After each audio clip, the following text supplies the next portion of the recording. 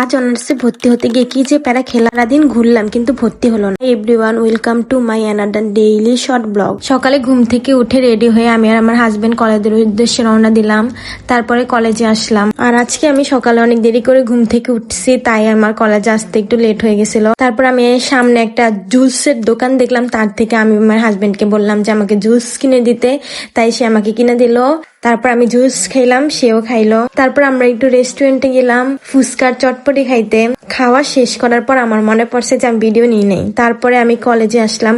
কলেজে এসে দেখি ওয়েদার খুবই খারাপ, মনে হইতেছিল যে বৃষ্টি নামবে কিছুক্ষণ পরে। যাই হোক, একটু পরে প্রচুর বৃষ্টি নামতে শুরু হলো। যাই হোক, আজকে কেন ভর্তি হতে পারলাম না সেটা বলি। কলেজে ভর্তি হওয়ার জন্য রিয়েল মার্কশিট লাগবে, কিন্তু আমি রিয়েল মার্কশিট এখনো উঠাই নাই। তার জন্য আজকে এত কষ্ট করার পরও, বৃষ্টিতে ভিজার পরও আমি ভর্তি হতে পারলাম না।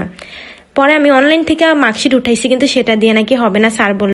তারপরে আর কি করার, অনেক কষ্ট করার পরও ভর্তি হতে পারলাম না। তারপর আমরা বাসায় চলে গেলাম। বাসায় যাওয়ার আগে আমরা বিরিয়ানি কিনে নিয়ে এসেছি। এই তো আজকের ব্লগ।